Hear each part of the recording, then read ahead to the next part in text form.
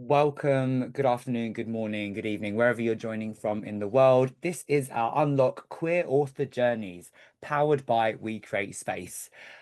Our Queer Author Journeys was originally called Book Club, but actually, in the context and timelines of our authors, we felt that book club was perhaps a little bit too limited when we think about our queer authors and the way that they use their voices and harness the power of storytelling alongside their expertise and their passion. The book club just felt too limited. So we thought we'd broaden it into Unlock Queer Author Journeys.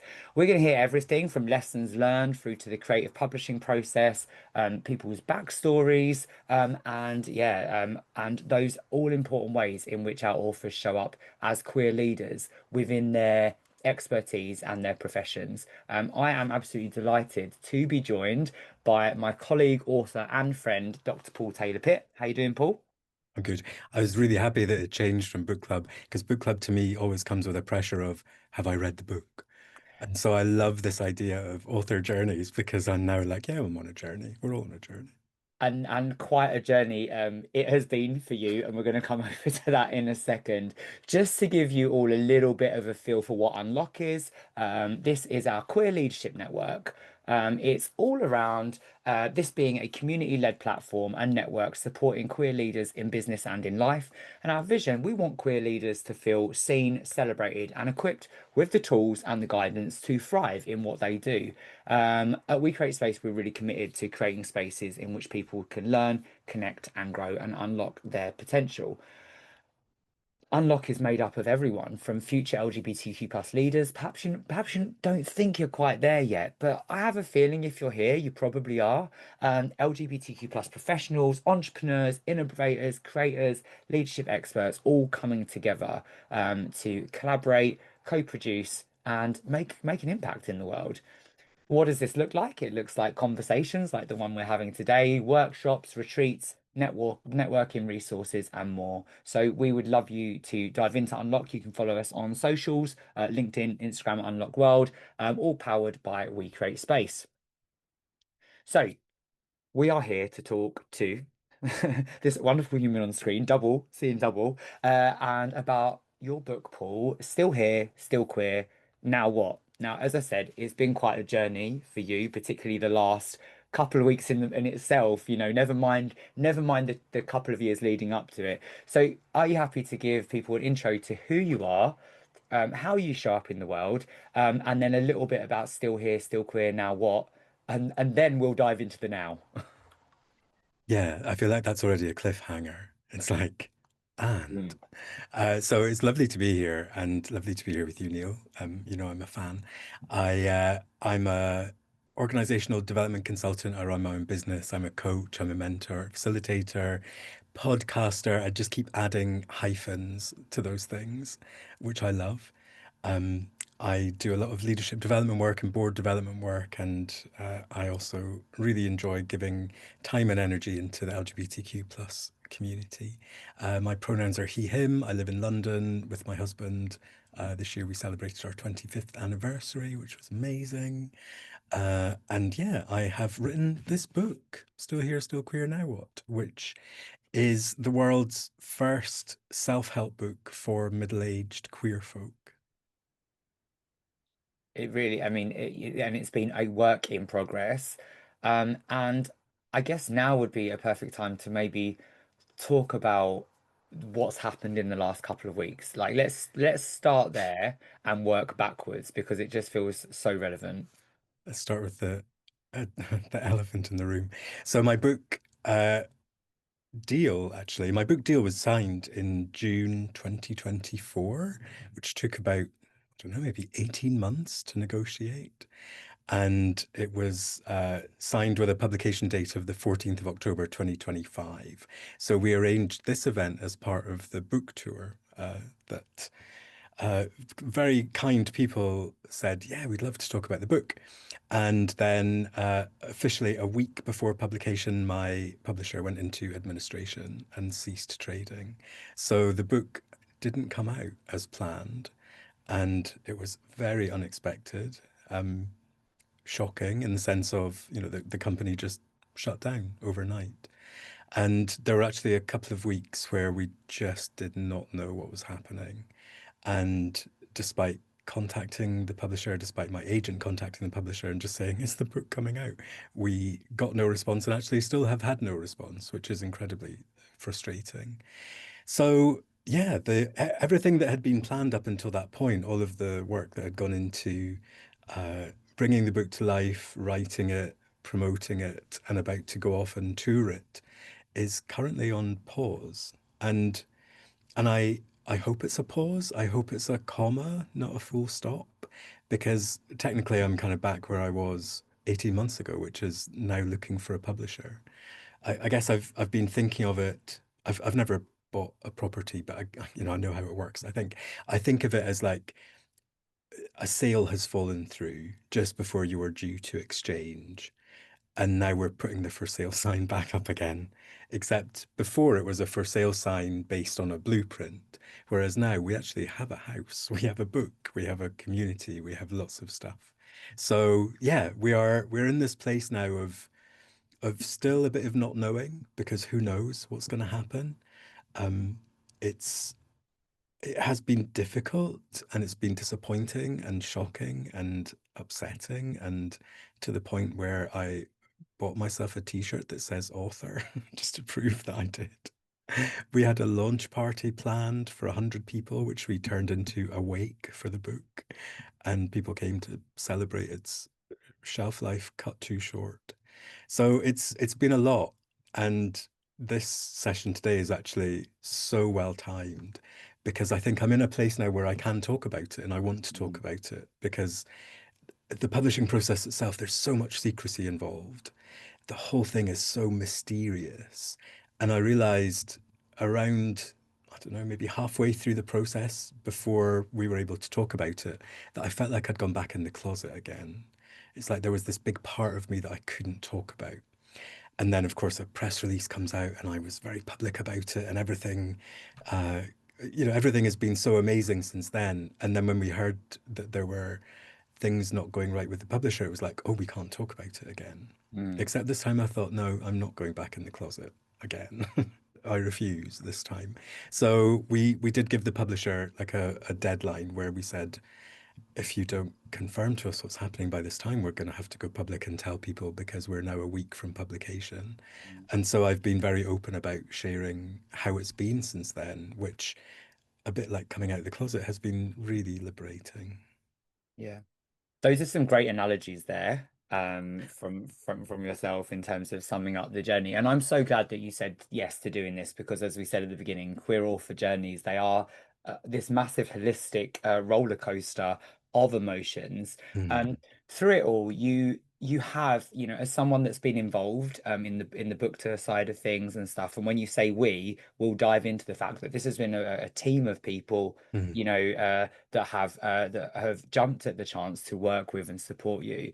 You've been through such a roller coaster of emotions, and through it all, crushing disappointment, absolutely. But you haven't really appeared jaded at any point. And I wonder what's kept you, what is it that's kept you afloat and still so hopeful and determined and on fire?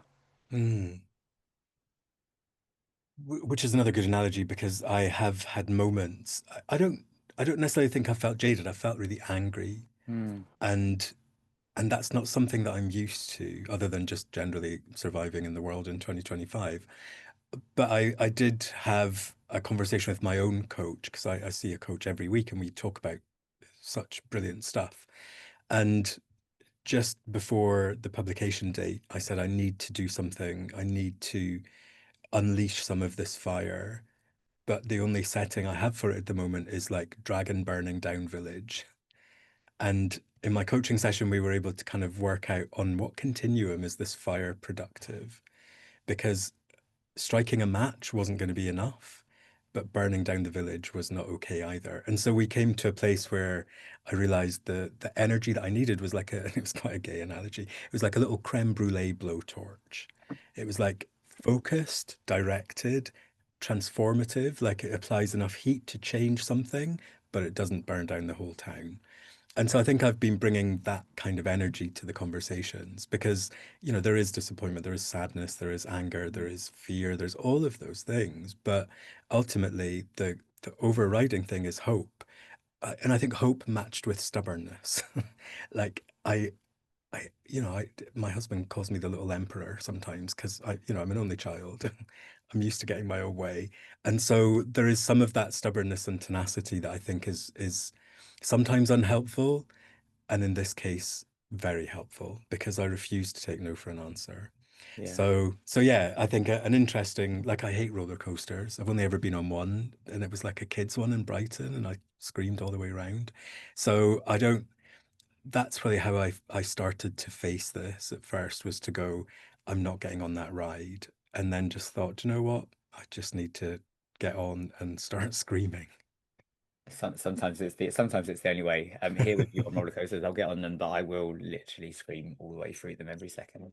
I mean, even the fact you get on them is admirable. Apart I'm the one that holds the coats. apart from the waltzers, I ain't getting on those. Oh no, That's just a no go from me. no, no, no. Um, yeah. I mean, I guess also you are fiercely protective of the of not just your work, but the stories that you have showcased. And I wonder Mm, if you're happy to talk maybe a little bit about the creative process behind mm, the interviews, but then a little bit about why you are so protective and cherish those stories and why they're so important today in 2025. mm. I mean, the interviews started happening at a point in the publication process where we just weren't getting an awful lot of feedback from potential publishers. So me and my agent Abby had been working on this proposal, and then I mean, I've learned so much. It's almost like I know too much about the publishing industry now. It's like you don't want to know how a book gets published. But when you're writing nonfiction, you don't write the book like you would if you're writing fiction. You write a book proposal. So you're kind of saying, here's what I would write, here's the structure. And then that goes through a process called being on submission, where it goes around publishing houses and they can pass on it or they can, you know, talk to you about it.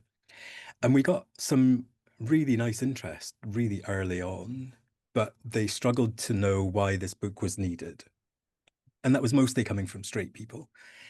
Um, and they passed on it. And then we went through a long time where nothing happened. Like we just kept getting rejections of people going, well, we don't see why this is important.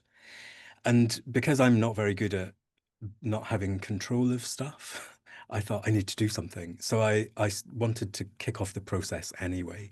I knew that for me as a white, able-bodied, cisgender man, this book could never just be in my voice because there's too many of us already using our voices. I knew that I wanted the stories in the book to be as intersectional and as diverse as possible.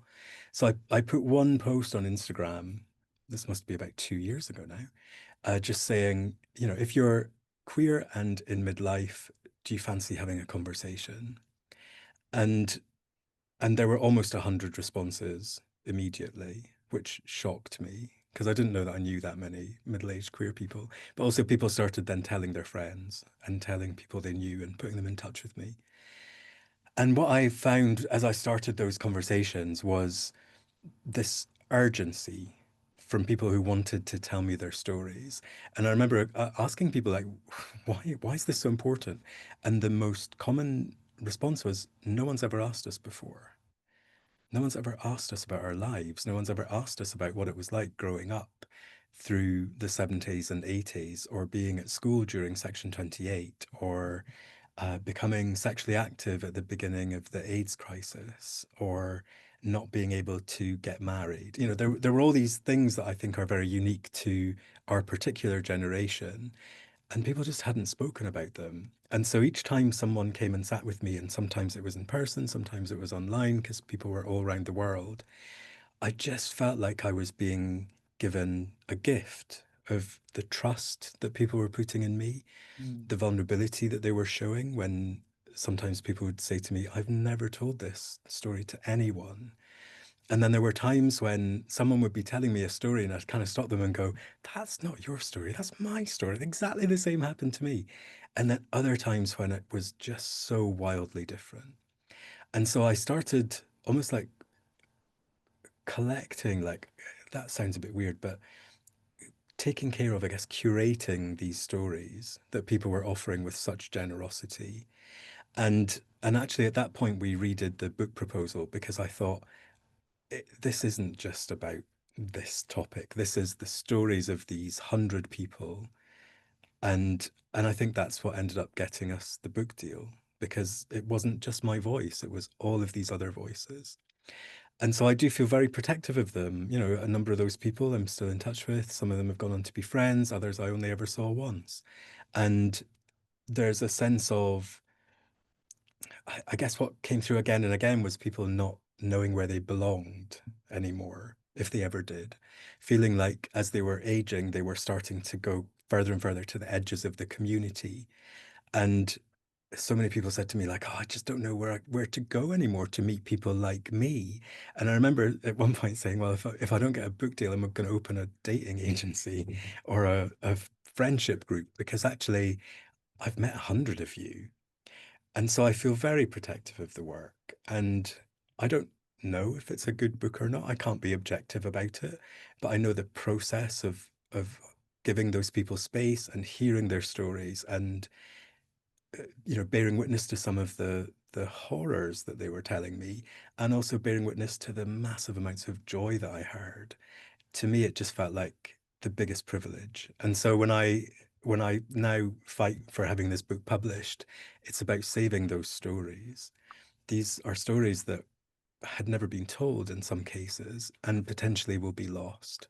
So yeah, I think yeah, it's very astute that I'm protective. I would never maybe describe myself as being protective of them, but when you said that, I was like, yeah, I am actually. It's very personal. Yeah, yeah, yeah.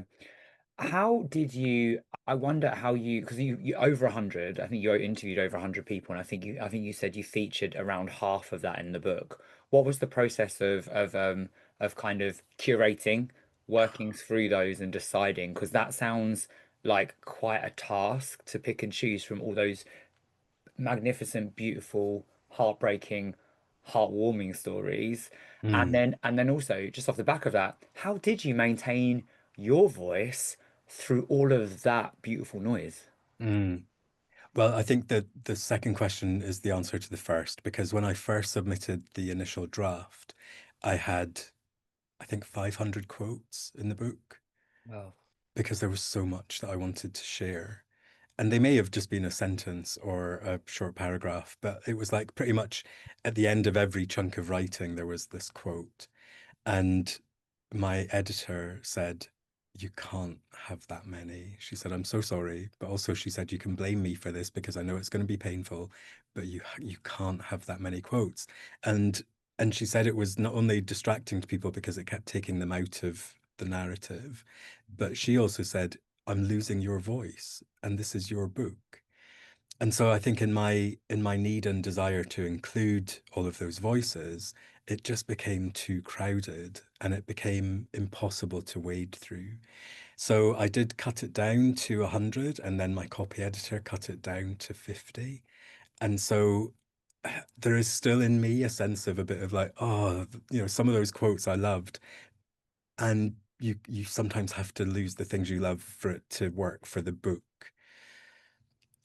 I have other thoughts about what to do with them. I mean, some people I've interviewed, I've re-interviewed, I've got them back on my podcast because I thought actually there are some stories that just need to be told that are bigger than a sentence. And so I started a podcast earlier this year that's also called Still Here, Still Queer Now What? And I've invited people back to tell their stories, over an hour rather than just cutting it down to a sentence. And then I've got some other ideas, like I've had ideas of some kind of art installation that might be like some kind of oral history project. At the moment, because I'm not very good at doing nothing, I'm thinking I might write a musical that is, different people's voices. Like, who knows? I've never written anything like that in my life, but there's something in the, oh, thank you, Hannah, for subscribing to the podcast. There's something in the richness of these stories that I just feel like, even in the book as it stands now, I'm so I'm so pleased that those quotes are in there. And beyond that, all of the interviews informed the content of the book. So I created something called the Queer Wheel of Midlife, which is like a self-assessment tool for people to go, where am I in my sense of wholeness? And the themes for the Wheel of Midlife came from those interviews. So even if people who were interviewed don't see their name, they'll go, oh, actually, I talked about identity. I remember that. Or I talked about mortality, so I feel like every page of the book is kind of soaked in those stories. Mm. And some of them are then kind of foregrounded into a sentence or a quote. But I feel like I've really tried to hold all of them as a coherent whole in the book. And then also I did, because a lot of the people I spoke to were just like me, white cisgender gay men. So when I foregrounded the quotes, I really tried to foreground different voices and privilege those voices so that there was a very deliberate sense of this being intersectional. So yeah, I will never feel completely okay that I couldn't have my 500 quotes, but I also think there's other ways of sharing those stories and encouraging people to share their stories. I'm doing workshops with a charity called Queerwell, which is a new mental health charity for LGBTQ plus folk.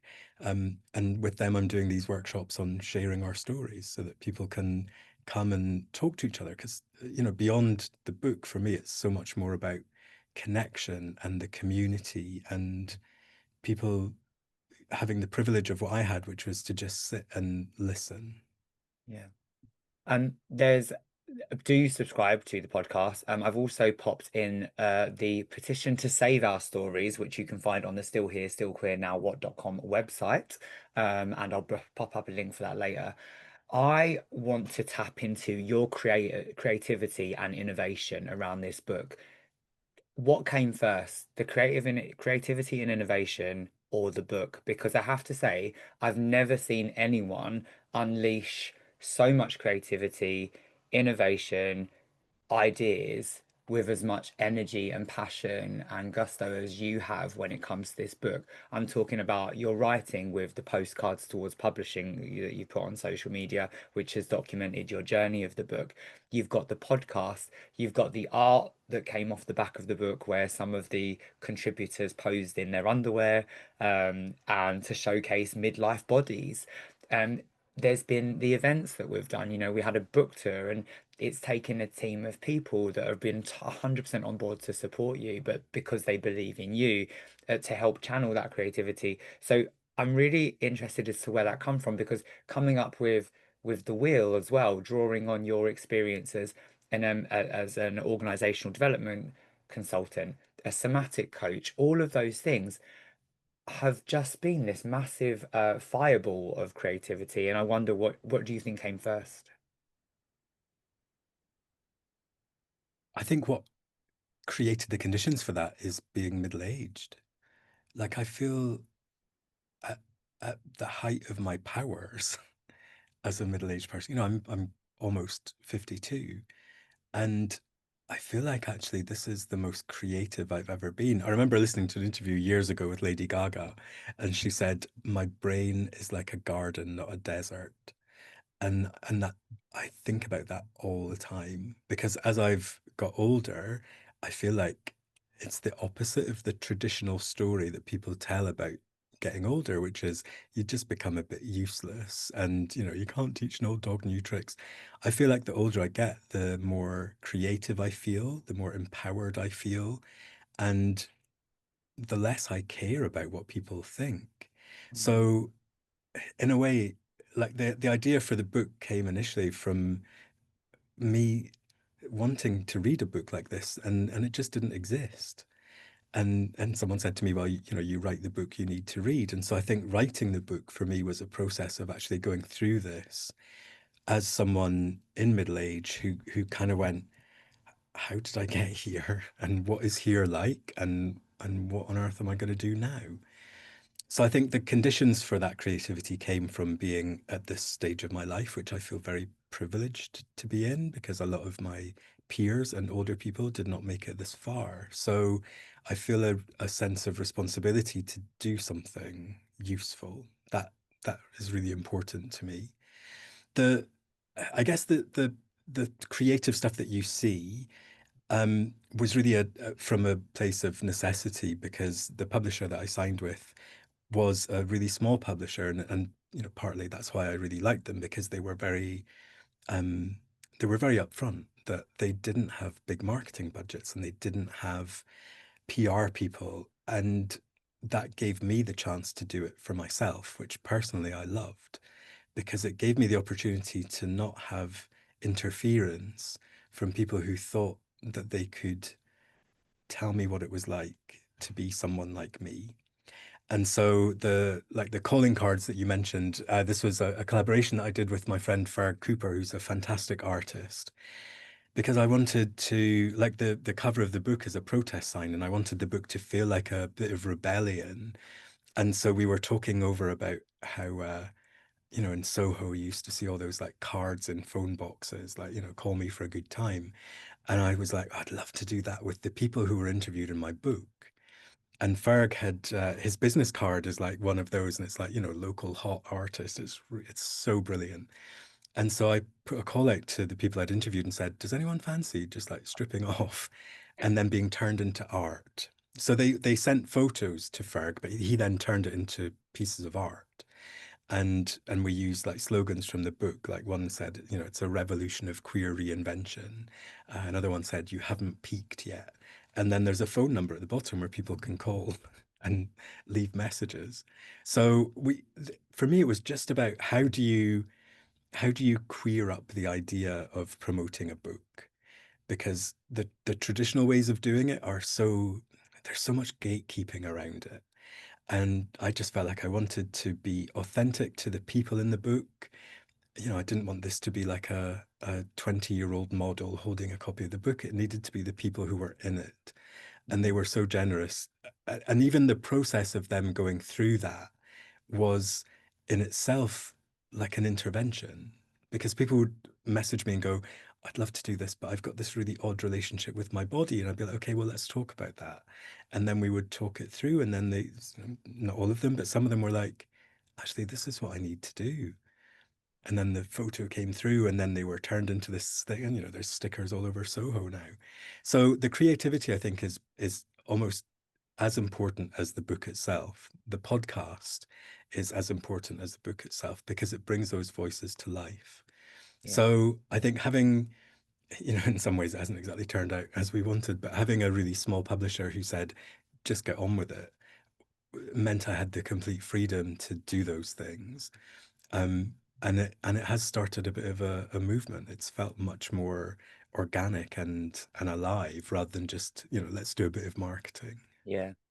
And it is a movement, and you used that word from the very beginning. I think your vision was always for this to be a movement, from the first Mm, conversations around the book through to the Soho House series, Midlife Queers. It yeah. was gearing up that way, and I don't think I don't feel that that movement has faded. Mm. Yeah, I agree. I mean, so I did launch the petition, which again was just another bit of my like, oh, screw it. You know, what's the worst that can happen? Instead of launching the book on publication day, I launched a petition to save our stories. And that came from this realization that these stories could be lost. And so, you know, the petition has no weight. Like no publisher, you know, the petition starts with like, we demand a publisher pick this book up. No publisher has to respond to that. But it shows that there's an appetite for this and that there are people behind it. And I think we're up to about 160 signatures so far, just from people who are like, yeah, I'll sign that. And it's a movement of people who are interested and who like I've done a couple of events where I've read from the book and I've made people cry, and that always touches me, always surprises me. And then when we talk about it afterwards, they say it's because I heard my story, and so I think that's why this needs a home. It's not, you know, it's a book at the end of the day. It's not my livelihood. It's something I love doing, but the value of this is that it's people's stories. So that movement feels really important because there's never been this generation before. I've had lots of conversations with people in like the NHS and care homes talking about how we've got this wave of us who are coming and they're not ready for us. You know, lots of people really fear that they're going to have to go back into the closet if they go into a care home. People who are, you know, as you get older, you have to go for more medical stuff. It's just the way your body starts breaking down. And then each time you go and you have to come out again, it's like you go, oh, I'm 15 again. So for me, this movement is about giving a voice to this generation of people who deserve better. And you know, collective voices are always so much more powerful than singular ones. So if we can use our voices to make it even better for not just ourselves, but the people who come after us, and even the people who are in care homes now as queer people, it's like actually we can do better than this. Absolutely, absolutely. I would like to you before you went there, you were saying a little bit about the publishing industry and knowing way too much about the publish industry. What has been the most what's been the most shocking thing that you've discovered about the whole publishing process? Or the most jarring thing perhaps? Oh, so yeah, two different things actually. I think shocking for me is this thing that people talk about called publishing time, which is a bit like dog years. Like everything takes so long. Everything takes so long. And suddenly you encounter things like publishing summer where everyone's on holiday and publishing winter where everyone's on holiday. Everything takes so much time. And, you know, having been through the process and kind of saw the milestones of like why everything needs to take so long, I get it now, but it takes so long. And I remember when I started the book, I think I was 49, and I remember thinking, oh, I'll be 51 when this comes out. And now I'm thinking, I don't know how old I'll be when it comes out. But it takes so long. So that for me was quite shocking. The thing that's been most jarring for me personally, and other people might love this aspect of it, but it's the secrecy of it. It's the, you know, work on a proposal, but don't talk about it. And send it to publishers, but you can't tell anyone who the publishers are. And if you're meeting with a publisher, you can't say anything because it might not have it. So, you know, the secrecy of it for me, it's not this kind of glamorous, like, you know, we're all behind this wonderful curtain coming up with it's actually quite, for me, disempowering because I'm very open. You know, I've always Mm, been really open and really authentic as myself, and so to keep things secret feels weird. And so that's been the most jarring aspect of it is the secrecy of it.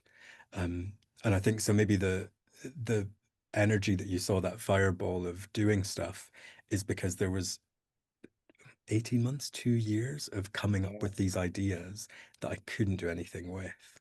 And so as soon as the press release came out, it was like, right, the doors are open, we're going for it.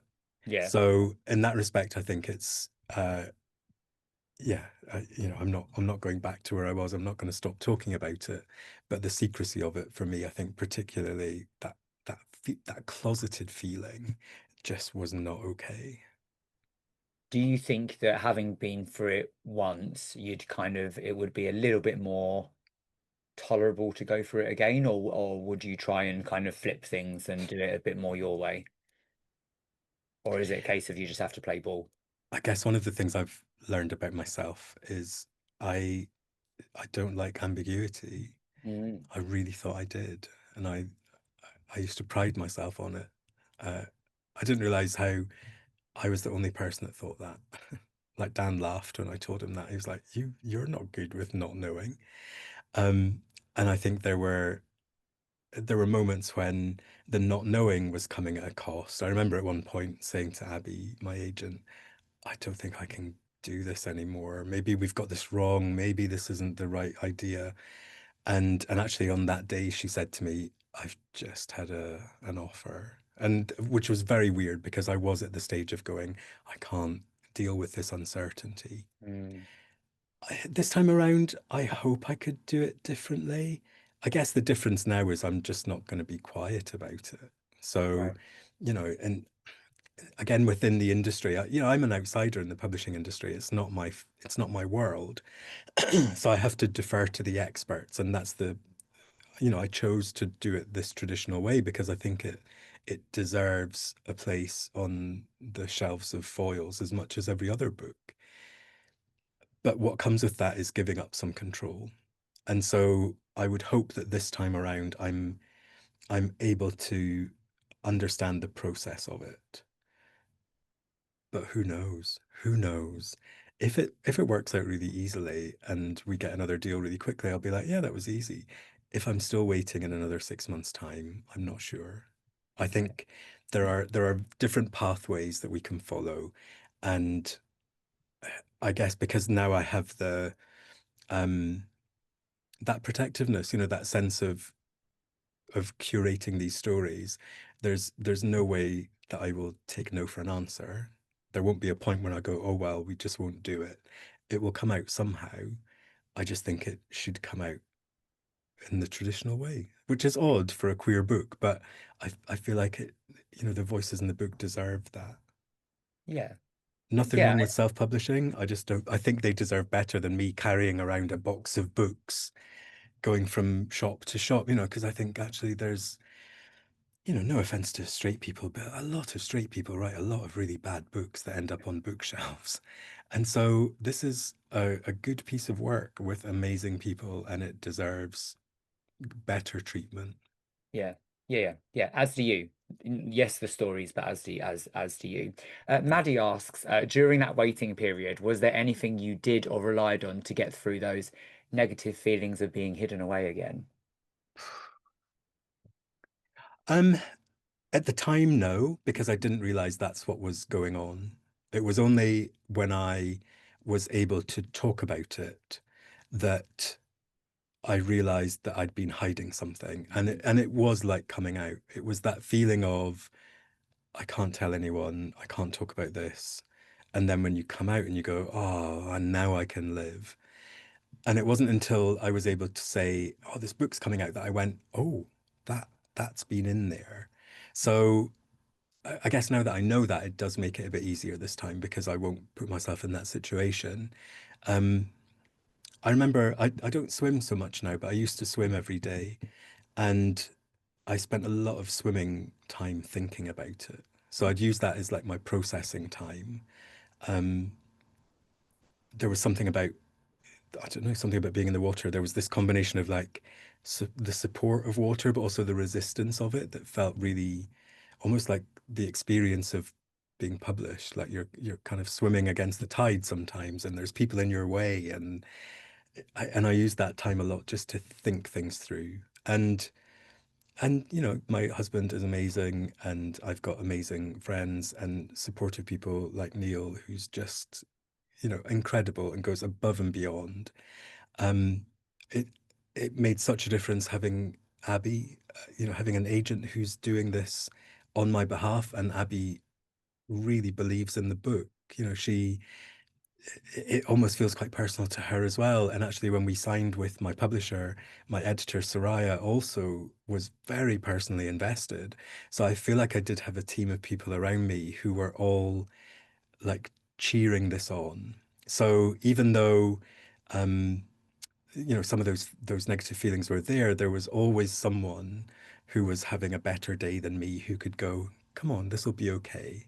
And then maybe on the days that they were feeling a bit less hopeful, I'd be like, no, this is great. So yeah, the opening chapter, the introduction of the book is called It Took a Village. And it absolutely has. Like this is writers are often seen as being like when I got my book deal, it was a really quick turnaround. They wanted the first draft within 2 months. And I felt robbed because I thought I was going to spend the next year sitting in cafes, wearing a beret with I don't know why, but I had a feather pen. And that I would just spend a year telling people I was writing a book. And there's something kind of romantic about that idea of like, this isolated, like, oh, I'm just going to be all artistic. And actually, I wrote most of the book on a writing retreat, surrounded by other writers. And I've never done this on my own. So I don't. I think maybe Maddie's question, actually, there is something in that that I would agree with, which is yes, I relied on other people. I relied on people to do this together. Yeah, yeah, yeah, and in some ways that's other people giving back to you because of what you're putting out there. You know, putting people's stories out there. So it's I know the community and such is so important to you and a fundamental Mm, part of why this has happened. Lessons around what you've learned about yourself. So not a fan of ambiguity. Anything else that stood out? Because obviously you've probably touched on found some things really kind of like enjoyable, really challenging. Anything else that jumps out that you thought, oh, I'm going to speak to my coach about that, perhaps? yeah, I mean, I've got pages and pages of notes from coaching sessions about this because it's been such a live thing. One of the things, and again, this is all very fresh, but one of the things that I think was so significant is something that you talked about, and I think I mentioned it to you, but if I haven't, I'll mention it now, where I when I heard that the publisher was folding, I immediately jumped into superhero mode and was a bit delusional for a weekend to the point of going, oh, I'm going to start my own publishing company. Okay. Like because I think on some level I thought it was my fault, which I know is completely irrational. It's not, this work is not taking down a publishing house, but there was something where I felt like, oh no, I've done something that's caused this to happen, so therefore I need to save it. And I remember we talked about the waiting time of having to tell bookshops that the tour might not happen. And I was really resistant to saying anything because I just thought immediately they would disappear. I thought they would all Mm, just be like, oh, well, you had your chance. And you said, like, just in such a calm, clear way, you went, no one's going anywhere. And again, it spoke to something which I hadn't even recognized in myself, where I was like, oh, on some level, I believe that if something goes wrong, everyone will just disappear. Because in some ways, I've caused it to go wrong, or it's my fault, or they just felt sorry for me, or they just, nobody really wanted it to happen in the first place. And in a way, it was a bit like, while I wouldn't have wanted to be in this place if you had told me that this was going to happen a year ago. Now that I'm here, I'm so glad it's happened because it's kind of like flushed out all these gremlins in my head that I kind of thought were, if not dead, at least asleep. And it really woke them up. So this feeling of like, if something goes wrong, it must be my fault. Or if I talk about something not going right, people will disappear. And so just those moments where, when you said no one's going anywhere, and someone said to me, you didn't make this happen, I had to kind of go, oh, okay. Ah, interesting. Hello, gremlin in my head. What are you about? Where have you been hiding? And and to be grateful for that, to accept it, like to welcome mm, it and go, oh, well, at least I know you're there now. So if you pop up again, I can chat to you and make friends with you and invite you in for a coffee rather than just pretend you're not there. And the book itself is it's a self-help book. It's a coaching book for people. Who am I to put a book like that into the world if I can't apply the same principles to myself and to go, ah, this has happened. Okay, interesting. So I feel like I've learned some stuff about me, or I've remembered some stuff about me that I'd forgotten. And then I guess from an even more positive place, just that I've written a book, that I always go back to, I guess, the kind of shell of the idea, which was like me growing up. In Scotland, it was illegal to be gay until 1980. So the first 7 years of my life, I was a criminal. And nothing of my life now would have been, I could never have imagined it would be possible when I was that kid. And so even that I can go, oh yeah, I got a book deal. I wrote a book. I did this work. I've learned not just from myself, but from the stories of those people. We are really resilient. As a community, we have so much strength.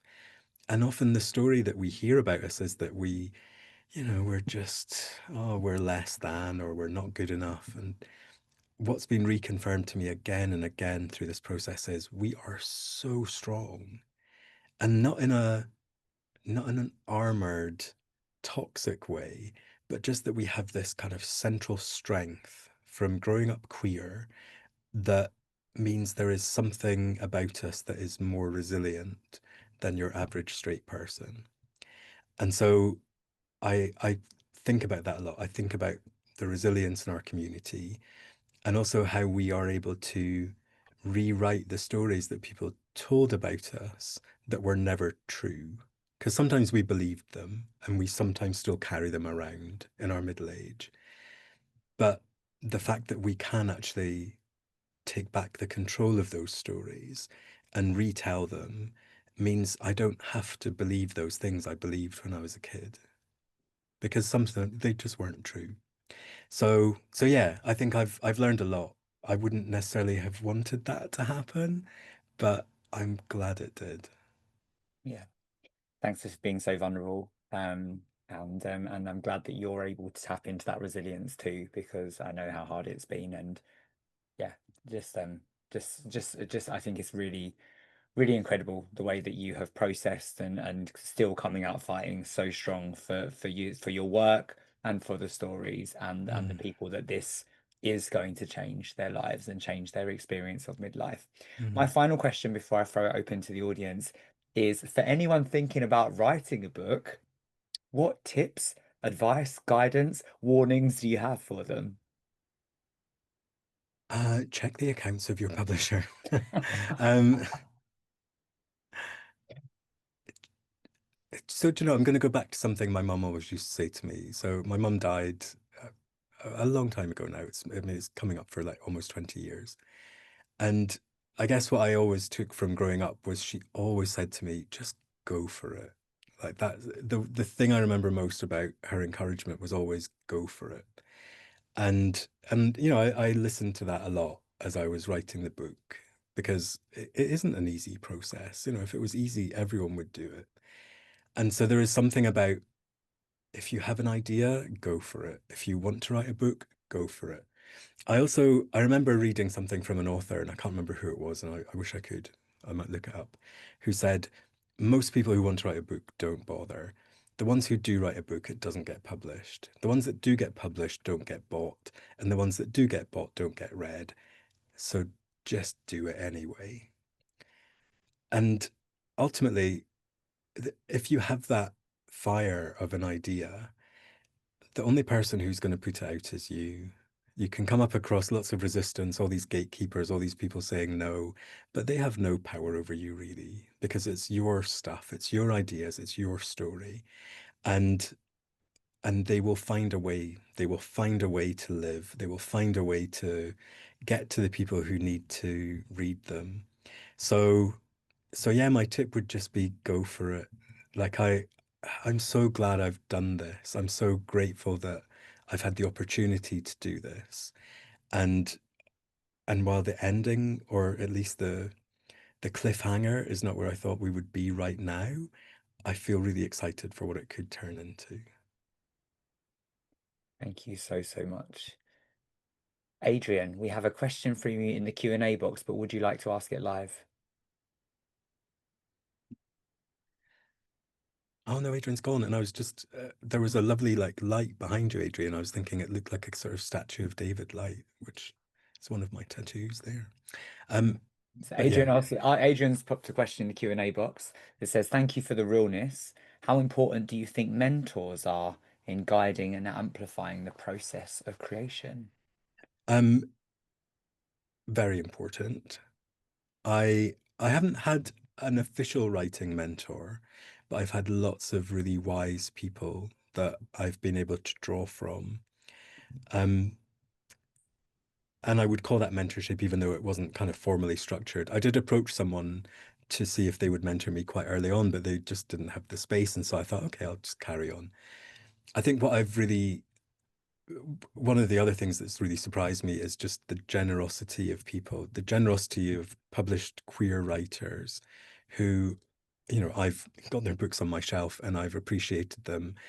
And then suddenly they've kind of jumped off the page and they've become real people who are supportive of this book. That's been mind blowing.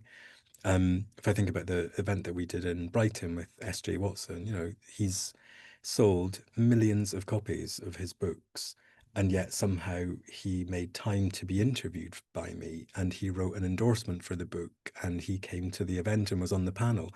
For me, there's something almost a bit surreal about that. Um, Damien Barr, who's another author who I really admire, who became like this kind of cheerleader. I would regularly get voice notes on Instagram from Damien going, "Well done, you've got a deal," whatever it was.